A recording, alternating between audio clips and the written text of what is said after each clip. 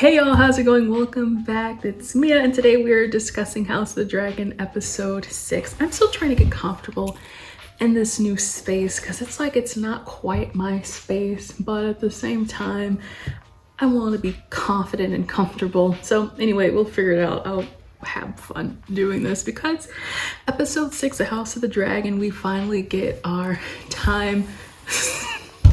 Okay, well, at least I'm all warmed up because now I'm like, there's no good place for me to have my computer because I feel like I should be working. I usually have it here, but now I have it here. It's so close. Why don't I just shut up?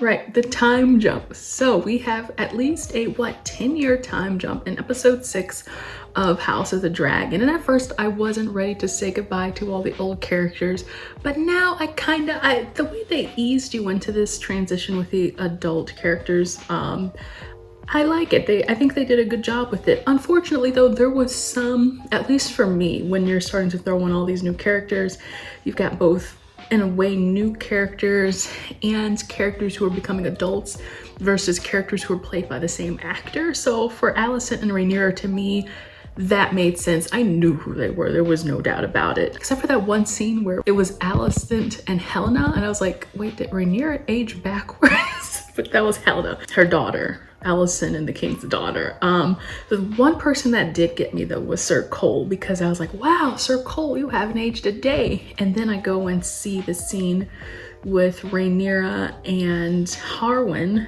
of the Knight's Guard. I was like, is that Sir Cole? Is he now, commander of the King's Guard? Okay, they kind of look a little similar. And then in the next scene, or a couple of scenes later, you do see actual Sir Cole, played by the same actor, and I'm like, okay, so he hasn't aged a day. But so some of that was a little confusing. Laenor has had different actors, Laena has had different actresses, so it's a little weird to see how some people age and some people don't. But I guess at this point we'll kind of get over it because I think we're set now in the time period that we're going to be set in. So let's start with the opening scene, which was very raw, wasn't it? We start with Rhaenyra giving birth, and that's funny because I read an article where they were talking about how as a child, and we've talked about this already, Rhaenyra wanted basically kind of nothing to do with the crown, and she definitely didn't want, as they was talking about in the article, it was like one of the producers or directors, like how she didn't want to basically become her mother. She didn't want to succumb to just being someone who produced heirs. And now we see, I thought she was on her first child, and it's like, no, this is her third. So she's been doing this for a while. And so we do see that a lot has changed. Now, what I found funny was the fact that Rhaenyra, with her kind of alliance or partnership with Laenor, she was like, hey, we can just try to skirt by during the bare minimum. I know we have a commitment to do our duties, and she gets that. But she's like, we can still put up a front and do what we want to do. But I'm like, even if you're trying to put up a front, I'm like, wow, having 3 children, 3 children is a lot of commitment to just skirting by and doing the bare minimum. But I guess if there's any consolation to that, it's the fact that, let's be honest, right? Laenor is not the father. I'm sure there's not a chance, that he has to worry about any of that. But what I will say, regardless of the parentage of her children, is that I was just struck by at the very beginning of how supportive Laenor actually is of Rhaenyra, especially like during that scene when she's giving birth and she will stubbornly go walk to see Queen Alicent, and how he's kind of there for her and checking in. I wasn't expecting that. I was honestly expecting him to hold a grudge against Rhaenyra for Cole's actions of killing Joffrey. So I guess for him, he was happy to let go of that and happy to kind of play along with what Alicent is doing, or Rhaenyra. So I found that kind of interesting. Of course, so there was this whole thing about, everybody is out to get what they want, right? Everybody is acting within their own interest. And so for Laenor, he was like, hey, he's like, if them kids ain't mine, why am I even here, right? Or basically he's like, hey, this is kind of tiresome. This is not for me. I want to go out in the seas. I want to go out and battle, whatever the heck is happening with Dorne or whatever. I want to be a part of that. And Rhaenyra is basically like, no, where are you going? You have to be here with me. Even when we're in the eye of the storm. You know, why would you go? Why would you flee? And this is always the thing that I'm like debating in House of the Dragon. I'm like, okay, well, on one hand, you know, Laenor is right because they've got this kind of sham relationship. He's like, well, if I can do what I want, let me go to sea.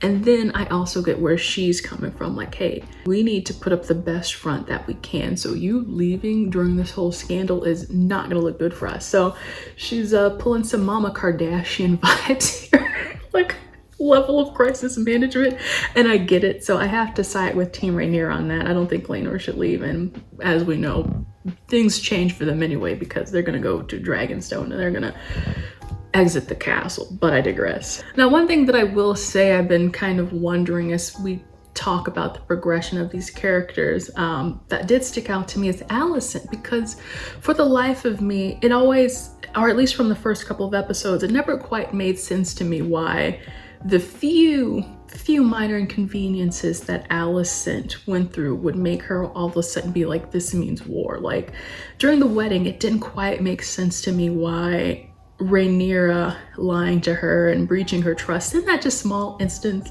was enough to make her petty, you know, and make Alicent act out in the way that she did. Like she's really, to me personally, I think she's really taken things out of hand. And perhaps with the stuff with her father whispering in her ear and telling her, hey, like Rhaenyra's out to get you, you might want to slow down. That I understand as well, but to me it's kind of like with Game of Thrones episode or season 8 where we went from Daenerys being calm, rational minded and powerful, and then all of a sudden she just snaps. Like there was no build up to her being the Mad Queen. That's kind of how I feel about Alicent. Like there's no build up to her being the, I guess in the sense, literal Mad Queen, right? Being mad at Rhaenyra.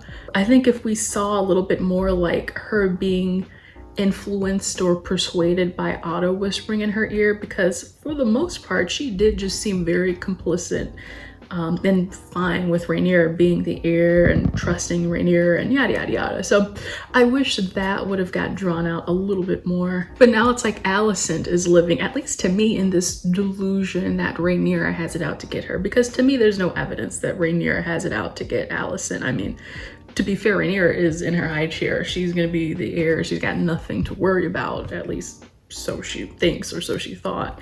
And here comes Alicent like, Rhaenyra's kids are bullying our kids and you have to do something about the scandal, ay ay ay. Or like she's grabbing Aegon after he pulls a Roman Roy. If you watch Succession, you know what I'm talking about. But she pulls Aegon. She's like, you have to believe me, Rhaenyra is going to kill us all. Even Rhaenyra's decision to go to Dragonstone after proposing, you know, the whole proposition, like, hey, why don't we, you know, call it truce and just say that, why don't I marry off one of my sons to your daughter and it'll all be fair and we can, you know, and Alicent, here she comes. No, Rhaenyra is just being delusional. She said she's being desperate, you know, to cover up the whole scandal, right? And that's the one thing that I'll say, okay, if there's one thing to really stoke the fire for Alicent, or at least her, I know, perpetuating the civil war even more, is the fact that she is completely bothered by the fact that Laenor is not the father of those children, without a doubt. Everyone knows it, right? Except for the king, who wants to live in his delusion. Everyone knows it, but Alicent is like, I want to see justice. She's like, she really wants to, you know, it's a very punishable crime, and Alicent, despite, you know, this being the king's daughter, despite Rhaenyra having been her friend, she wants to see justice. And I think it all kind of just winds into each other because she fears, you know, what could happen to her family. She thinks that her son will be the rightful heir and so on and so forth. And meanwhile, the king is just like, what? I don't see anything. I choose. He's the literal embodiment of, I choose not to see it. Oh. Okay, I pretend I do not see it. Beautiful. Which I'm, in the last episode, I had been reading up like, oh, is Viserys a weak king? I'm starting to believe that, you know, he would rather turn a blind eye than to address, you know, some of the things that are, all of the things that are like blowing up in his face, and that's a problem. Now here's where things get very interesting, right? Because we have this whole thing about the Strong family, and we've got Lionel Strong is the hand of the king. He's been a very good hand to the king, but he has 2 sons, right? This is me just listen, I wish this was more clear in the series. Like, you kind of begin to piece it together, but so Lionel Strong is the hand of the king, or was. He has 2 sons. One of the kings is one of the sons is Harwin Strong, who is or was the commander of the King's Guard, and the other son was Larys Strong, who was the person who revealed the whole thing about the tea to Alicent in the previous episode. Now, at first, I want to give Larys the benefit of the doubt, like, oh, he's just making conversation, you know, about the tea, and, you know, maybe he's not trying to be so conniving about it. But now, I know for sure him setting up that meeting with the queen, and, you know, she's spilling everything and telling him all this stuff. I know that Larys is well, that's actually what I wonder about his character. I'm like, what is going on with Larys Strong, and what motivates him, you know, to do what he does? Because here we have a guy who really, I mean, to me, he has nothing to gain, but he also, I suppose, has nothing to lose, right? And after Alicent reveals, like, hey, your dad was gonna resign because he knows what's going on, and then my dad turned a blind eye and he didn't make him resign, Larys is like, well, I guess I gotta kill my dad. And not only that, take care of 2 birds with 1 stone, his brother as well, right? Because Lionel Strong escorts his son Harwin to Harrenhal, right? I didn't know that it was them when they were being burned down, but Larys goes, gets these criminals together, rounds them up, and tells them to burn down Harrenhal, where his father and his brother are residing. Again, I did not know that was the Hand and Harwin when that was happening. I was like, is this the castle that Daemon and Laena were at? It's just classic me being dumb, but hey, listen, I figured it out eventually, right? So give me a break there. And so Alicent is like, I didn't ask for this. But, you know, all things considered, it's kind of, in a way, blood on her hands now. Or Larys is going to use that as some kind of blackmail or collateral. Like, hey, I got rid of the hand for you. Now your father can have an unbiased hand. What more do you want? I think that will be an interesting relationship. I wasn't thinking about that earlier, but now, like, Larys and Alicent, he's like, I think he's gonna have her in the palm of his hands. Maybe, we'll see. She's still the queen. She can do whatever she wants. And finally, I gotta have a good old section about Daemon, because he's a family guy now, you know? He's settled down with Laena, you know? Things happen. It's not that bad, you know. I actually don't mind it, and it's a kind of weird relationship. I think he did care for her, and it's kind of interesting to see now that I feel like, at least if this episode is any example, that he kind of has let go of his ambitions to be the heir to the throne. And I think we see in the preview for next week that he is with, looks like he might have gone to Dragonstone and is with Rhaenyra and her family, and it looks like he's gonna be Team Rhaenyra. So I think it is kind of, it was really sad. I'm not gonna lie, I was sad when Laena went out there and she had her honorable death, you know. It's like, hey, it's either I die in childbirth, that's about it. So she made her decision, and I think it was rather noble.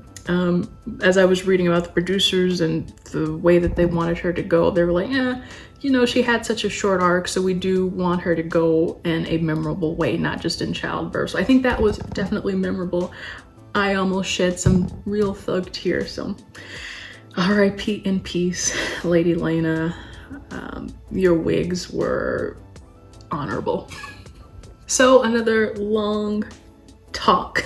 I'm tired of talking, but I've really been enjoying this so far in episode 6 out of 10. So we are moving along with House of Dragon. I'm interested to know what you all thought about this episode. Leave me a comment down below. What was your favorite part? What was your favorite character? What confused you? What moved you? What brought you to tears? Yeah. like this video if you enjoyed it, subscribe for more, and I will be back ASAP. I'll see you in the next video. Bye.